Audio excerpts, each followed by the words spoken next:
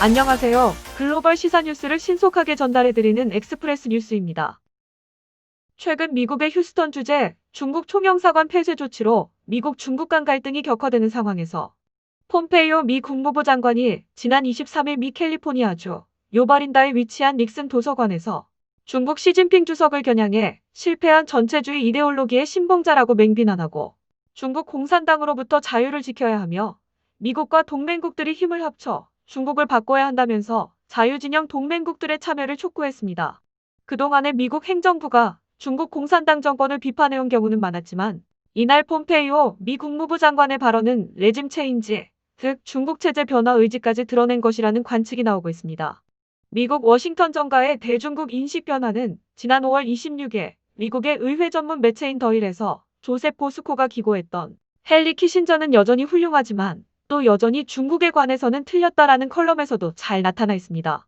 당시 리처드 닉슨 전 대통령의 전략적 비전은 중국은 반드시 변화해야 한다는 것이었고 미중 수교를 통해 미국은 중국에게 경제적 지원을 하고 그 대가로 중국에게 소련을 견제하도록 했지만 닉슨은 대통령 퇴임 후 중국이 오히려 더욱 강대해진 상황을 보면서 우리가 어쩌면 프랑켄슈타인과 같은 괴물을 만들었던 것일지도 모르겠다 라며 후회했다고 전하고 있습니다.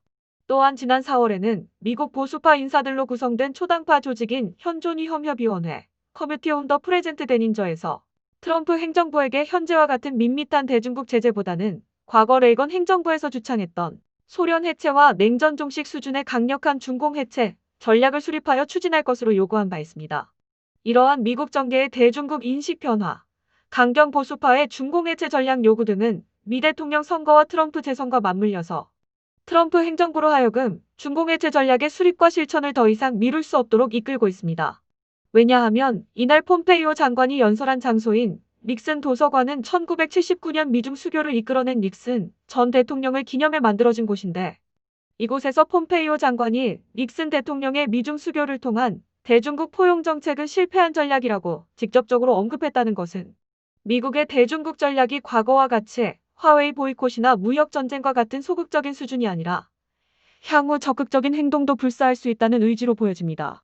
이는 남중국해에서 자유진영 국가들의 연합전선 구축, 미국의 중국 양제체제, 불인정 홍콩 사태에 대한 외교 및 경제제재, 북한에 대한 미국의 회유, 대만의 군사력 증대 및 미국 무기 수출 승인 등 이미 중국이 도발하지 않으면 곧 패배를 인정하는 모습이 되는 한계 상황으로 치닫고 있습니다.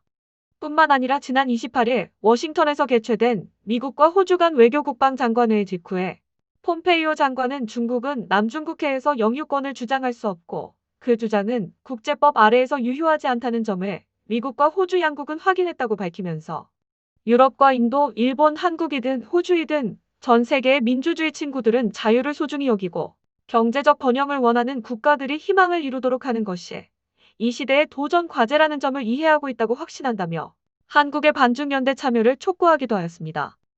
자유세계가 중국을 바꾸지 않으면 중국이 우리를 바꿀 것이란 폼페이오 장관의 이날 연설 내용에 지난 5천년간 중국이 이웃나라였지만 끝까지 독립국가로 살아남은 대한민국에게 시사하는 바가 크다 하겠습니다.